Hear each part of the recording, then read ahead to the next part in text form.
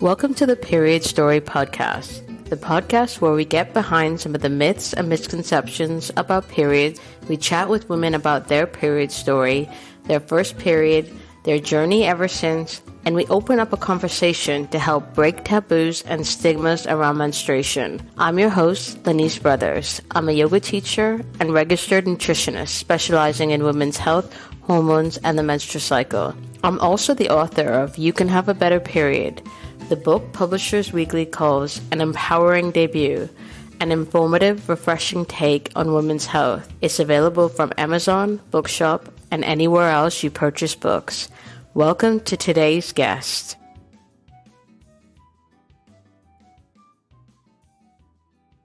We are back for season 6 of the Period Story Podcast, and I'm so excited to kick off the season with my conversation with Coni Longden-Jefferson. Coni is what I call a reproductive health polymath. She's the co-founder of the period and leak-proof underwear brand Nixie Body. She's a writer and content creator. Please check out her reels if you haven't already. They're hilarious.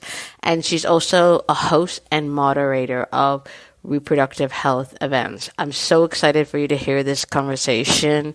So enjoy. Hi, Coni. Hello. Thank you so much for coming on to the show today. I'm really excited to talk to you.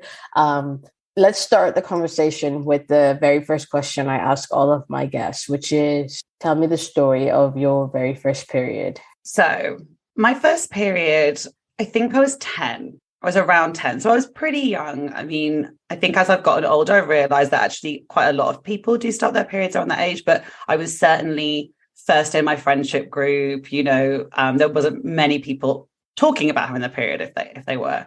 And I'm pretty sure I started after a dance class. So I would dance on Saturday mornings, and I'm pretty sure I came home and was like, oh, okay. And that's actually the vast majority of my periods do come on now when I'm doing physical activity. So I don't know if that's common. I'm sure it is. But it's always like I'm in a spin class or I'm swimming. I'm like, oh, okay, here it is again. So that started like a lifelong trend. So I came home and I remember, I just remember seeing like, it wasn't even like blood. I guess it was like almost like rusty in my knickers and being like, oh, but I knew what a period was. Like, even though I was 10, I knew all about periods. I've learned a lot more as I've gotten older, but I knew fundamentally what they were. So I don't think I was scared or freaked out. I was like, okay, like this is happening. And then I remember my mom, like she went out and got like almost like a makeshift first period kit, which was like ibuprofen and paracetamol. So like big black knickers, like pads, a cheesecake. And this is the prop that I mentioned before we started recording. She got me a nightie, which I still have, and I'm showing you now with this like Scotty dog on it. But this gross big nightie is 22 years old. Oh my. Can you believe it? And I still wear it when I'm on my period. Like I'll be like, this is what I go back to. It's just this big gray t-shirt essentially. And she bought it me and it was just all like, okay, right, this is how this is going to go down. Like you might feel a bit uncomfortable. You might want to get like cozy, like here are your big knickers. Here's your big gross nightie. And I kind of remember it being exciting. It was like this thing that I knew was going to happen. It was like about growing up. I think there wasn't so much fear attached to it. So it was actually quite fun and exciting and special. And, me and my mum had this quite like nice evening of her telling me stuff. And so overall, it was pretty positive. I feel really lucky that it was a positive experience fundamentally. And now you still have your like period comfort blanket. Yeah, literally. Like how I still fit in it, I don't know. It must have been huge on me when I was 10. And like how I have lost everything else and all other things in my life in this like weird nightie. And like my husband will still be like, he'll see me wearing it sometimes if I'm just, wanting to be cozy. He's like, oh, have you come on your period? So we all know what the period night is about, and it's lasted longer than like any relationship I've ever had. It's like a talisman. Yeah, exactly. And you mentioned that when you first got your period after the dance class, you were kind of like fine with it. What kind of education did you have prior to that to make you okay with it? Yeah, I was sort of thinking about this, and I think my mum is like fundamentally a very open person, and we've always had a really open relationship. But also around that time, probably when I was 7, she went back to school to do a biology A level. So I think she was really interested in the human body and was quite factual about these things. And I think around 7, 8, 9, I started to ask questions about sex and stuff, like this, so things like that. Like I remember discovering what discharge was and being like, what? And like she had to explain that like it's all fine. So we were kind of, I guess, before I started, if I started my period at 10, I think sort of 8, 9, we were having conversations around the body and what goes on. And I remember asking her once about, I'm really going to out myself. We were like 2 minutes in, I'm saying something embarrassing, but I remember asking her about, I saw people kissing on TV, and I remember saying, I feel funny when I see these people kiss. And I think it was the Brady Bunch, which makes it sound like I grew up in the 70s. Like, I don't know why I was watching the Brady Bunch. And I remember her like kind of in an age appropriate way, like explaining like, I guess hormones, she was saying like, okay, yeah. And like, as you grow older, you have these hormones and it makes these things happen and it makes you feel these things because makes you want to make a baby. And I actually think that she was telling me this, dropping me off at someone's house, like I think her friend's house, and then started to tell me about periods, but had to go to work. So sort of dropped me off and was like, I've just started telling her about periods. Can you pick it up from here? So yeah, I just think that it was quite factual, it was, there wasn't taboo, I guess, around having these conversations. It's like, this is a bodily function, like this is what's going to happen to you. And so the kind of shame or embarrassment or awkwardness around talking about it just wasn't really a thing in my house. I mean, that's from a child's perspective. Maybe my mum did feel a bit like, okay, how do I do this? Parents are always having to navigate stuff. But for me as her daughter, like I definitely didn't feel like it was a big deal or something to be embarrassed about or something that I couldn't talk to her about, I guess, which is the biggest thing. I've listened to your podcast for a while now, and I hear these different stories. And, there are some really sad stories of people that they get their first period and they don't want to go and talk to their parents, or they don't have anyone to go and talk to, or they have no idea what it is. So I guess feel really lucky that I had some level of education from her, because I guess, I don't even think at that age, I think I started my period before we actually had proper sex education in school. Maybe that's not accurate, but I seem to remember that probably being about 11 when we started to actually learn about this stuff in schools, which is way too late in my opinion. So I was like sat there like the elder statesman of the class, like I've already got my period, actually. I know all about this.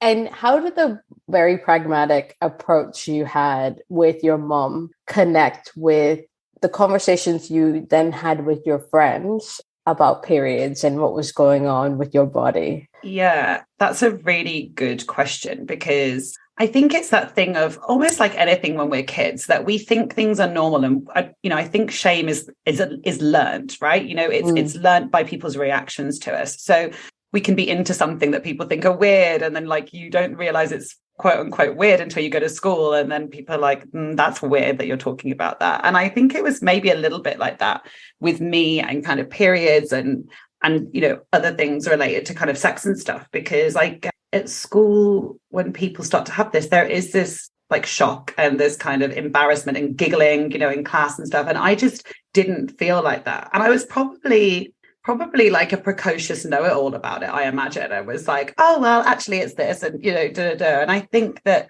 I was really happy to chat about that stuff, and people just weren't, or they found it awkward. And then I think that then made me feel awkward about it, even though I'd kind of been quite happily going along, with my period for maybe a year or two. And then suddenly I was like, oh, everyone else is embarrassed to talk about this, or everyone else doesn't want to talk about their period. You shouldn't either, I think, which is such a classic thing of kids, right?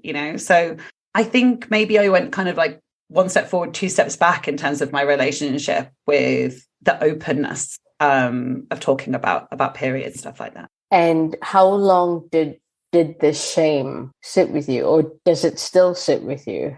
I think that maybe shame is too strong a word in terms of, I don't remember being like particularly ashamed, but I also didn't feel like it was appropriate to talk about stuff. So I don't think I was ever like truly like embarrassed for myself. And I don't think it affected my relationship with my period, but I definitely kind of was like, now I feel like periods is all I talk to my friends about, and like we're always swapping stories. And we're, if I forget to track my period, I can search period in my WhatsApp messages and I'll find the last day I came on my period because I probably have texted at least one of my friends announcing it. And it's like a connection sometimes with people and a basis of a friendship, and especially in the work that I do and the people that I get to chat to. But I guess there was a period of my life, no pun intended, but I probably imagine up until, a few years ago where I just it wasn't something I felt was wasn't something people wanted to talk about. It was kind of like, it's private. So maybe it's not shameful, but it's private sort of thing. But I guess the other part of that going to is I didn't have a period for 50 because of contraception. So I kind of feel like, and I was on contraception from the age of 15. So if you think there's like maybe 5 years where I had a period, was quite comfortable-ish with my period, would love to have chatted about periods to people, but no one wanted to play with me, basically, with my weird like obsession. And then I go on the pill and I'm on hormonal contraception until I'm 30. So, and because I was on progesterone only, I just didn't have a period. So I guess periods then just were not part of my life in a weird way. So they just became not part of my life and not part of my conversations, I suppose. Why did you end up going on the pill? So my recollection, I had really bad acne. So my period started at 10 and really it was like puberty was just like came hell for leather for me at that point. I remember being 11 or 12 and I mean, I'm not a busty person, like I never have been. And I had like the biggest boobs in the year and I was the tallest girl in the year. And so it really felt like womanhood just like came at me full throttle. And, the stereotypes of teenagers going through puberty, again, we say teenagers going through puberty, but I was 11 and I had suddenly got like acne and boobs and was really tall and, all that sort of stuff. So I think that was really hard because I felt that was something I was ashamed of, actually, not my period, maybe a bit puberty. Like I just felt like turbocharged into being surrounded by kids and feeling like I'd just grown up, and it was quite difficult. So I think that acne is where the conversations around contraception and stuff came in, which, you and I talk about this a lot, like just so awful that happens. And for other people, it might be for irregular periods or painful periods, but it was one of those conversations of, oh, well, we could put you on this, and that could help. And I shortly after that, like, was sexually active. So it all kind of like, I think I maybe started it for the acne. And then I was like, okay, well, now I'm sexually active. So this is great. Like I'm on contraception, and, it kind of just snowballed from there. But I changed contraceptions a lot in those early days. I really struggled with my mental health and various things. And I think, as is so common, we hear this all the time. So I remember navigating that and eventually landing on progesterone only seemed to be the thing that worked best for me. But with progesterone only, you're not having that break. So you're not having this quote unquote period. It's not a period, obviously, it's a kind of withdrawal bleed, but I didn't have any of that either. So once I got into progesterone only, I just didn't have a period, and then just didn't have a period for at least, or even a bleed for over a decade. And I find that really fascinating, given the work that you do, having spent so much time without a bleed, and now you are really deep into this reproductive health space. So talk us through switching the contraception, like what happened there, and then coming out the other side. What made you decide to come off of it? So, sorry, do you mean switching contraception at the start? Like, yeah. So, and I remember, and again, I guess this is like having this conversation, it just really makes you look back on like being a child versus being a teenager and that kind of transition. Because as a child, like I said, me and my mum would talk about all this stuff and it wasn't secretive. But then when I became sexually active, I guess even though we'd been very open about that, there was still like, I just didn't really want to talk to my mum about having sex. Like, it wasn't like Gillian Anderson in sex education. Like, it wasn't that level of openness. Like, we were there with things. And I think as I got older, like, you get embarrassed and you become less close with your parents. You know, there is that time. So I think I was really navigating that contraception flip around and change around on my own, fundamentally. And just trying to figure that out. And I remember, like, sometimes I go to the doctor or sometimes I go to like a family planning clinic. And, you know, I'm sure they were all doing the best job that they can. And I think, like, people that work in those scenarios, like, I guess they're just drilled into, like, make sure, like, they don't get pregnant. Like, that's your, like, KPI, is like, just make sure this teenage girl doesn't get pregnant. So they weren't talking to me about, you know, what the different types of contraception could do, or the side effects, or, you know, or even contraception on the whole, what that could do. You know, it is just like, okay, well, let's take your blood pressure. Let's check this. Okay, try this one. So my memory is definitely over a few years going through a few different pills, like different brands, I guess, or trying combined pill, trying the progesterone only mini pill. So it was a lot of chopping and changing, which obviously was messing with my cycle 100%. But I just didn't have the knowledge that I do now about cycles, and didn't have the I guess interest, because I guess, again, what had been drummed into me at school is just like, just don't get pregnant. Like, that's all you need to worry about at this point. Like, you don't need to think about what impact your hormones are having on your health, or you don't need to worry about, like, the phases of your cycle and how that can, but, you know, that was not taught. I didn't know any of that. Right. So I guess, yeah, into university, I think I maybe kind of settled on progesterone only. And again, even with that, I would, like, hop on and hop off, like, if I had a boyfriend, if I didn't, you know, and I just didn't have the knowledge that I have now. And, you know, I would act completely differently. And then eventually, I think I landed on having the implant. So probably at around 25, I landed on the implant, and that just seemed to be okay for me. And I didn't have to think about it. I have to remember to take something every day. And then I guess the reason that I came off it was I started doing what I'm doing. So I started, I was working, and then I wanted to do some writing work on the side as a freelancer. I went to university to study journalism. So that was always kind of what I wanted to do. And one of my first clients was Parler, who we both, you know, that's how we met, right? Yeah. Through working with them. And they do some incredible work in the reproductive health space. And so I started working with Lena there. And just through, I guess, osmosis of writing about things, I just started to learn loads more. You know, I was 25, 26. So fertility wasn't something I thought about. You know, even my period wasn't really something I thought about for a long time. And just working in this space and hearing the stories and writing about stuff and meeting experts like yourself really opened my eyes to reproductive health as a holistic whole thing that is not just about getting pregnant or not getting pregnant, but also the struggles that people can have when they are trying to get pregnant, and the conditions that people can have around their period. You know, it was like going back to school again, basically, to learn all this stuff. And through that, you know, Parler offer at-home fertility testing. And Lena said, do you want, you know, you could try this for free, basically. You know, I think maybe she wanted me to write about it. Like, I can't remember.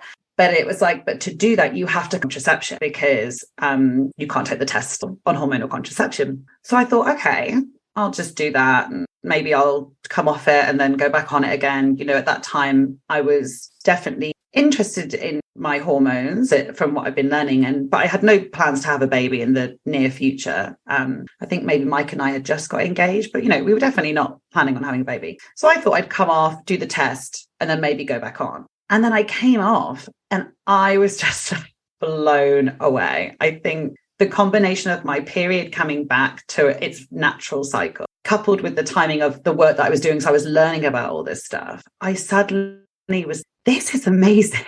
And this is like game changing for me to, like, know what is going on with my body and, like, understand and know how I feel about things. You know, I think when I was chopping and changing between pills or implant, you know, sometimes I was really down, or sometimes I was really uninterested in sex, or sometimes I was this. And I really thought there was something wrong with me or something wrong with relationship, stuff like that. And then I came off, just started to see like, oh, like I am all these different things at different times, and there's patterns, and I can see things, and I can learn about, how to optimize those times and stuff. And so that was 3-4 years ago now. And I've been just having a natural cycle ever since. And that's just allowed me to learn more and get more interested, and just have a completely different relationship with my body, really, and my sense of self. What I find so fascinating is if we go back to your teenage years, how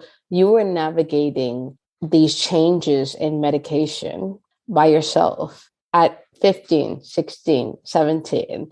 And I find that so mad, considering how powerful these medications are, how powerful the changes are that they affect on the body, and also how many changes are happening in the body, the brain, hormonally during those years. And, that's no slight on you because you did what you did. But I just think it's such a kind of almost indictment on the medical system that you have someone so young that can do that. I mean, yes, there was a positive side to it because sometimes people don't want their parents to know and be involved in those decisions. But it's just fascinating that the doctors didn't say like, whoa, whoa, whoa, whoa, you're this age and you've changed contraception so this many times, like we need to give this some space. We need to figure out what's going on here. 100% agree. And, I'm sort of like, you look back and you try and think, okay, was that actually what was happening, or was that my memory of it? But I do think that whilst that story sounds bad, like it's not uncommon. Like I think like that probably is the reality of what was going on to a certain degree. And I think you're right. I think it is right that young people can take control of their sexual health without their parents' consent and stuff like that. Like, I think that, like you said, has its benefits. But ultimately, it all comes back down to education, because it's fine to have a system that allows young people to have autonomy over their own health. But you can only have like true autonomy if you have the knowledge, and you have the information. And like giving a 16-year-old like a pamphlet, like, did you see that thing the other day where someone made a dress out of the pamphlets that you get given with the pill? Like, it's so much paperwork and it's all really tiny. And like you're telling like a horny teenager to go and read that pamphlet. They're like, no, thanks. Like, I'm just going to take, that's not education. Like, that's ticking a box from a pharmaceutical company to say like, okay, well, we put all the information there, like we did that, but that's not real education of young people about the side effects or the implications or, all that sort of stuff. And also kind of just education around like when you can actually can get pregnant, and actually, we've obviously both watched The Business of Birth Control recently, which is like a fascinating film. And I think we've got really strong opinions. And that, there is this big question mark of like, okay, what do we tell young people? Because whilst as adults, we might really advocate for natural contraception and like, the fertility awareness method and things like that. Like, okay, for a young person, like that is like a lot, and their cycles are changing all the time, and it's a lot of responsibility. So I guess I don't have the answer to what we need to do, but we need to do something different to at least what we were doing when I was at school. But from what I hear, I don't think it has changed that much in the last 15 years, and certainly not enough. So I think we still have a lot of young people that are making these big decisions about contraception and about their sexual health without, enough information about their body. Yeah, I think it's just decoupling the conversation from how not to get pregnant to having a conversation about what's going on with your body. Just like making it more of a pragmatic conversation of your body's changing. This is what's happening. This is, these are what's happening with your menstrual cycle. This is, how you can benefit from it, rather than such a fear-based conversation, how to avoid getting pregnant. And yeah, I just find I find it interesting on a personal level because my son is 9. And so next year, he's going to be having these conversations at school. So obviously, I've already had all of these conversations with him. in an age appropriate way. But I find it still very chilling that this is how kids learn about sex and their bodies. Yeah.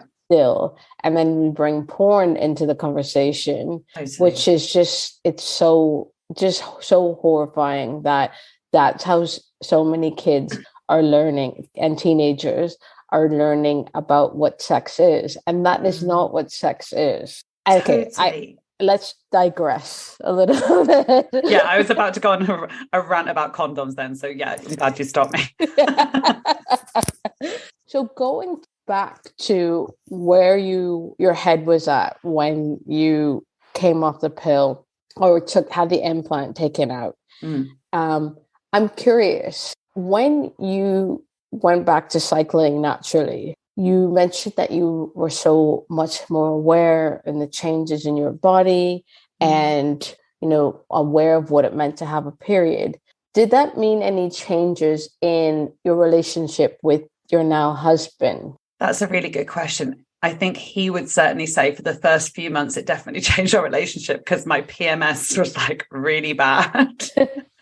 I was pretty lucky that my period actually came back fairly regular, fairly quickly, which for many people, that's not the case. And I think when we get into a fertility conversation, that's so important to recognize that, just because you take the implant out and they're like, you could get pregnant next week, doesn't mean you're going to. It can take a long time. So I think it did change our relationship. I mean, I think that, it all there was a lot going on at the same time. It's like I came back to cycling naturally. We were planning a wedding and then I started my own business and then we went into a pandemic, right? So there was a lot going on emotionally. But I think that me understanding my cycle and by extension, him understanding it, and he really does, that is, again, I feel really lucky. I shouldn't feel lucky that my husband will talk to me about periods because, everyone should be talking about it, in my opinion. But, we do have that relationship and we now can navigate these things that and not in that kind of she's hormonal, you're flying off the handle. It's not that eye rolly thing that I think culturally, we do sometimes. But, we can recognize together through our relationship, I've just ovulated. I'm really, really tired today. If you ask me to do anything, I'm probably, I'm just having one of those days. And he's like, yeah, cool, get it. I'll even say let's schedule date nights in my ovulatory phase because I'm I'll really want to go out and I'll be really good company then. I'm whereas if we start scheduling loads of stuff, I'm I know I won't want to do that when that happens. And I think us having that transparency and those conversations, I think does make it a lot easier to be in a relationship, you're living with that person every day. And I think because I know my body better, I can relay that to him and we are kind of all on the same, we're kind of synced up, not syncing our periods, but syncing our approach to our relationship and the emotions that come with that. Whereas I think when I was on contraception and I wasn't having this cycle, I just really didn't know, I couldn't even say I'm during my periods, that's why I'm feeling really sad and irritable. If I was feeling sad and irritable, I'm am I is there something wrong with us? Is there something, is he not the right person for me? Or I'm really unhappy, what's going on? And I just didn't have any markers to kind of help me figure things out. And obviously, hormones are a huge part of my emotional makeup, but things in life happen. It doesn't matter if I'm ovulating and feeling great. If he annoys me, then he annoys me. And that's going to happen, at different times of the month. But I really do believe that our relationship is a lot better for me having this knowledge and him sharing that with me as well. It not being something that privately I'm, keeping it from him from, not gatekeeping that information from him. He knows full well how I might be feeling on different weeks. And I think that helps him. I think he's probably really grateful for that. Yeah, that's really interesting because, having a partner that is a male partner that is so open about periods and just is so matter of fact about them is really important because it helps you, even if you feel that you're really comfortable with it, it helps you get to a place of even deeper comfort, I believe. So, if they see your tampons or your pads or your cup, last week, or the week before, I finished my period, and in the shower, I washed up my cup. I was like, okay, I'll take that downstairs and I'll boil it. And I forgot. And it was just sitting on the side of the tub. And my husband was like, oh, don't forget your cup. You just left it there. You need to take it downstairs. And I think that's just testament to him and how, well, he hears me talking about this all the time. Yeah. So he's had to get on board with it. But the fact that when we first met, he was so he was just such a stiff, kind of like the archetypal British person in my mind. Yeah. Stiff, very proper. And for him to be in a place now where he's just so casual about it, I think is really important. And I just love for everyone to just be so comfortable with talking about periods. Totally. But I have a question off of the back of that. Do you ever kind of get in these situations where because you're so comfortable talking about periods, you feel like you're pushing other people where you can sense their discomfort? Yes and no. I think there's times when I feel like I'm actively pushing people, and there's times where I'm just like, oh my God, Coni. I remember I just moved to Brighton a year ago, and I've got a lovely friend, Lara, down here. I don't know anyone here. And she was like, I'd just been here a few months, and she was like, do you want to come to my 4-year-old's birthday party? She was like, not the most exciting invitation, but hey, do you want to come? I was like, yeah, do you know what? We'll come, we'll meet some people. Lovely.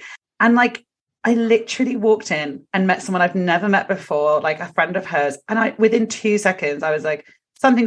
Oh, well, I'm due on my period. So blah, blah, blah. And I could just kind of see her face be a bit not completely shocked, but I did just think, I hadn't even told her my name, and I'm telling her where I am in my menstrual. And sometimes there's times like that I'm like, there's nothing to be ashamed of, that there's nothing, it's all good. But sometimes I'm just like, Coni, what the hell? You are way too comfortable. That's I feel the need to tell people. I think maybe that's the thing. And I think that's less about period shame and just more about my personality of being an oversharer, that I will just, tell you where I am in my menstrual cycle before I tell you my name. But times like that where I kind of accidentally maybe make people feel a bit shocked or uncomfortable. They're like, whoa, okay, guess we're talking about periods. And then there are times where I still actively have to not call people out, because that sounds harsh, but I went for dinner with a friend the other day who's a guy who's same age as my husband. We're all friends, right? So we're all cut from the same cloth, ostensibly. And he's helping me at the moment because the period underwear brand that I'm co-founder of, we're looking into doing some partnerships in sport and this, that, and the other. And he works in that area. And we had a 2-hour conversation about this business proposition. And in the 2 hours, he didn't say the word period. He somehow managed to talk about period underwear for 2 hours without saying the word period. And eventually I did say to him, I was like, you've not said period. Are you okay? Because you're somehow dancing around, can't bring yourself to say the word period. And he kind of laughed, he took it on the chin, and then he was like, oh yeah, but it was really funny that I was like, oh my God, okay, yeah, there's still a lot of people that it is just this taboo or this word, and it makes them feel awkward and makes them feel icky or whatever, I don't know. But that it's this word that just cannot be said, or this concept that can't be talked about. So yeah, I do think I push people on that sometimes, and not to make people feel uncomfortable, but I think it's a trickle-down effect, right? That if we as adults, as educated, empowered adults can't talk about this stuff, then how is the next generation of people going to talk about it? And I'm very happy to be that annoying person that talks about periods a lot and helps them feel a bit less awkward, because I don't really think there's anything to talk about. And I think the other thing, and this is a story I heard yesterday, and I really want to share it because I think it's so important. My husband's a paramedic, right? So he's a medical professional. He's delivered babies. He's seen plenty of vulvas and vaginas in his day-to-day work. So he's maybe more comfortable than some men. But the other day, someone told me that they were at a sporting event for teenagers and a girl collapsed, and the first aider went over to her. She had stomach pains, and he said, okay, this is a bit taboo, so I hope you don't mind me asking, but are you, and he like was dancing around asking her if she's on her period. And it's like, it's a medical situation. She's having a stomach. I think and apparently one of the dads actually stood and said, this isn't awkward, Sarah, like, are you on your period? Like, it's a medical question. Like, why, if we have medical professionals still being awkward around it, then that just shows that we still have a long way to go to breaking this kind of taboo and shame, because, that's just not okay. Yeah, that really isn't okay. A trained medical professional dancing around menstruation. I mean, if you don't want to say period, say menstruation. That's mad. I know. What's so interesting is then taking it to the kind of other end of the spectrum. So working in this space where you have people who are very comfortable with this, rightly so, because this is the work that we do. Then you have this spectrum of very pragmatic conversations to the other end where people are a bit more woo about it. And I was talking to someone last week, and she was talking to me about her bleed, and how it's a very spiritual time for her. And I was thinking, in my mind, I was thinking, I really hope she doesn't ask me if it's spiritual for me. And she did ask me, and I said, no, it's not. And that's the kind of other end of the other side of the coin, where you're kind of navigating the space where people who are very pragmatic and then people who are much more kind of spiritual about it. But I think that's the beauty of being able to be comfortable, is that you can appreciate, once you're in this space, once you're comfortable, the kind of depth there is to this conversation. Yes, totally. And I'm with you. I think it's not spiritual for me, but I'm not a spiritual person, I would say, in terms of the massive spectrum of spirituality that we have now. So like, and I sometimes find those conversations, I find them really fascinating, in the same way that I find like religion fascinating. Like, I'm like, okay, that's really cool for you. Like, it's not for me, but like, awesome. But I think you're right. Like, there's such a range of experiences people can have with their periods, and we should be allowed to talk about all of them and not feel ashamed of any of them. But even if people can't get on board with the spiritual side of it or the woo side of it, like, you've got to get on board with the medical, practical side of it. Like, come on. Like, even if you don't want to talk about anything else, like, be able to ask someone if they're having a period in a medical situation. Like, come on. That's like the most basic that we should be at, I think, in society by now. Yeah. So now you work in this space and you have a lot of different hats that you wear. So you are the co-founder of Nixie Body, which is a period underwear brand. I have a pair. I love them. They're so comfortable. And then you also write content. And then you also are a host of reproductive health events. So talk a little bit about the work that you do and how you ended up being so diverse in what you do. Yeah, I mean, like I said, I think writing is where I started. And once I started working with Parler and kind of got the bug, I guess, of reproductive health, I think I sort of made it my mission to like only work with brands in the reproductive health space, and I guess become an expert commentator on it. Because I think that's what I'm really, I always have to say, like, I'm not a practitioner, like I'm not an expert. And, sometimes I think, oh, I'd love to do that. But right now, I'm a commentator, like in the same way that any journalist that specializes in an area, you do kind of become an expert by osmosis of getting to talk to these people and in people. So I feel really lucky for that. And I think that writing is one part of it, but like ultimately it's just about having these conversations and getting these conversations out there. And so whatever medium that is, whether it's writing an article, whether it's hosting an event or a podcast, or making like silly reels that like I love, that's actually like doing video stuff is my favorite, and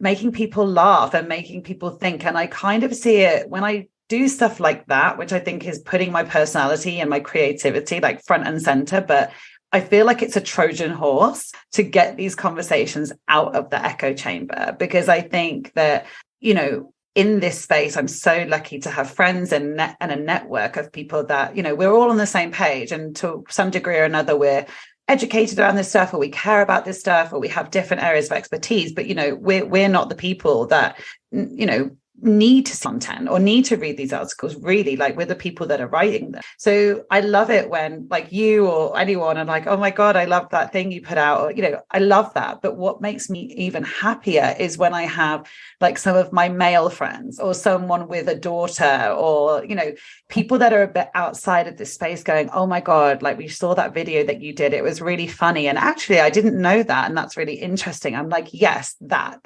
is what I want, like out of anything I do, is get these conversations broader and get them into, like, the mainstream sounds so ridiculous because, like, you know, half the world are having periods, so why on earth would they not be mainstream? Like, that's like a pretty big target audience. But, you know, getting people to hear about brands, hear about experts like yourselves, and just keep kind of like growing the conversation out. So I guess it is like a really interesting full circle where I was the girl at school that wanted to talk about her period, and everyone's like, shut up, like, you weirdo.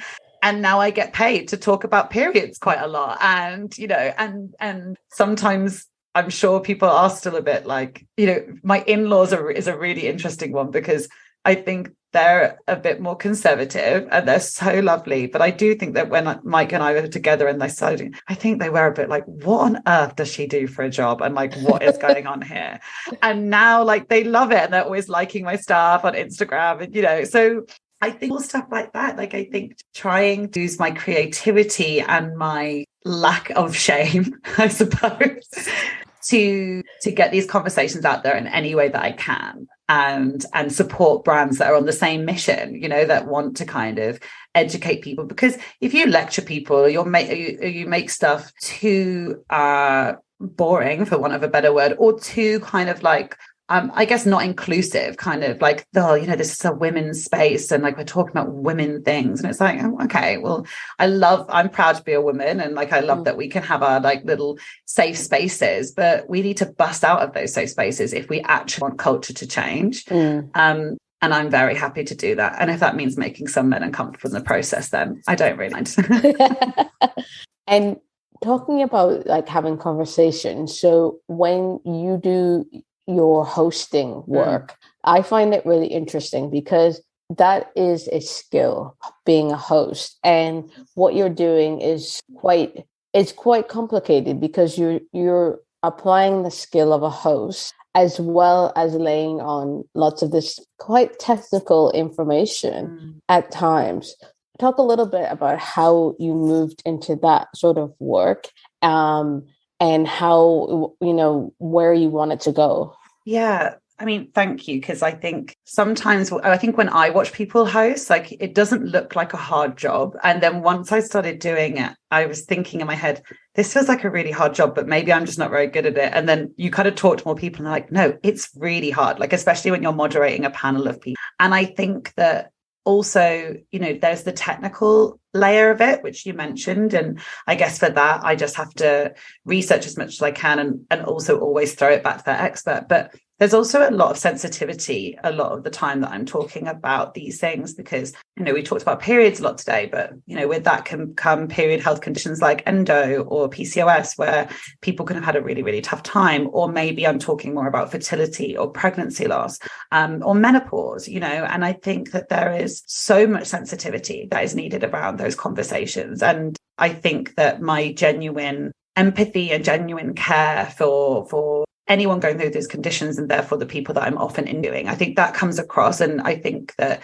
one of my skills is making people feel comfortable and not feeling ashamed about those things. And I guess that is because, you know, that's how I've been brought up, is not to feel shame. But I definitely, like, that's where my passion really lies, because I think that, you know, it's really nice to sit here today and talk about my story, but, you know, everyone's story is so unique and so different. So I think sharing people's experiences and being a vehicle to help people do that, be that hosting a panel, or, you know, I'm just about to start my own podcast actually about this sort of stuff. And, you know, I think I feel honored that I'm able to have those conversations, and that people feel safe enough to share that stuff with me. And I feel like whenever I talk to people, we really get good, meaty conversations out there, because you can sit there on hosting a panel and have your Q&A list, but these conversations are nuanced and complicated. And so, you know, you have to be genuinely in that conversation and with that person to get the best out of them and to get their story out. And I'm really, really grateful that I get to do that as a job, and, would love to do more of it, because it really lights me up just sitting there and getting to people about this. Yeah. I mean, I look forward to seeing you do more of it, because you are good at what you do. I've been on a couple of panels that you've hosted, and it's been great. So you do all of this work. What do you have coming up that you want to share with people? What do you want to get out in the world? So I think that next year, we're recording this now and it's 2022. So, 2023 is just around the corner. And I think Nixie Body, which you touched upon, is something that my period underwear brand is. We're going to be doing a lot of stuff next year, and it kind of connecting it to everything that we've just spoken about, because we've just gone through a rebrand, and part of that is talking about exercise and movement. Like, we're kind of almost like a sportswear brand, because the underwear is completely VPL free. So they're really great under yoga pants and leggings and stuff. So I think as that mission's become solidified, like, we really want to talk about campaigns around exercise and menstrual health, and exercise and mental health, and like the intersections there, menopause, all of these different life stages, postpartum, all these different life stages that women go through, or anyone who's having periods will go through at some point. Exercise and movement, and I know this is something you teach when you're kind of, with your yoga and everything, is so, so vital. So we've got a few really exciting campaigns that are going to be going on next year, all around that sort of stuff. And I think we'll be doing I'll be hosting some events around that. And I'm finally getting a podcast out myself. And actually, I thought really hard about that about this podcast and what I want it to be. And what I've realized is I kind of actually what I was just saying to you about getting things out of an echo chamber. I think there's a lot of podcasts that are about certain things. And I think generally when you start a podcast, you should niche down. That's actually the advice. But I kind of decided, do you know what? I want to have a podcast where we've got like men and women and young and old people in different places, because I really want to kind of challenge people to listen to conversations that they might not feel a part of in terms of reproductive health. Because I might not go and listen to a menopause podcast, but my God, when I interview you and, people like Kelly and Samantha about menopause, I'm like, why are women in their 30s not listening? Why are men not listening to conversations about endometriosis? Why are women not listening to conversations about, varicoceles and low sperm count? It's like, I feel like we're already siloed in the conversations around reproductive health. And I think that ultimately does come from shame and fear. So I'm hoping I'm going to host a podcast that is hopefully going to be engaging and fun and a bit broader, that will hopefully try and get people into these conversations in a different way. Very exciting. Well, I'm really excited for everything that you have coming up. I think it's brilliant, and you're going to continue to do brilliant work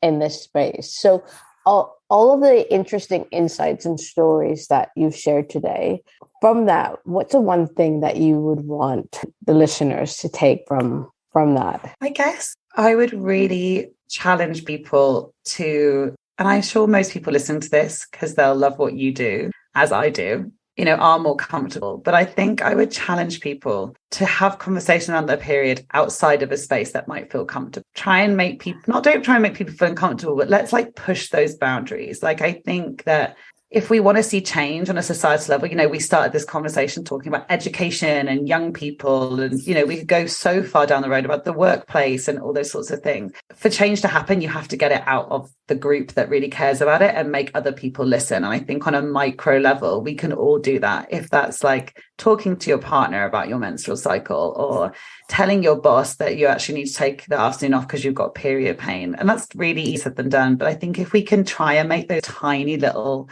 or introduce someone and tell them that you're in your period before you tell them your name, like I did.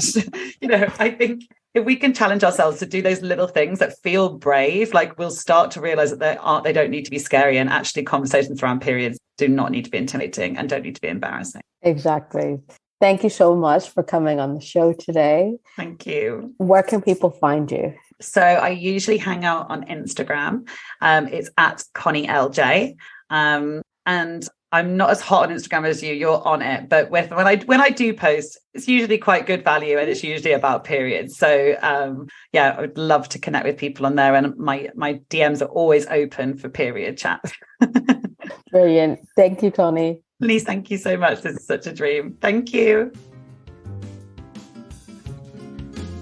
For more inspiring conversations, head over to periodstorypod.com, where we have so many more for you to peruse. If you want help with your menstrual or hormone health, email me on hello@eatlovemove.com to set up a free 30-minute hormone health review. If you like today's show, please don't forget to subscribe, rate, and review wherever you get your podcasts. Tag us, come say hi, and send in your requests for who you'd like to see on the show on Instagram and Twitter on @periodstorypod, or email us at hello@periodstorypod.com. I'm Lenise Brothers, and you've been listening to Period Story. Thank you so much for listening.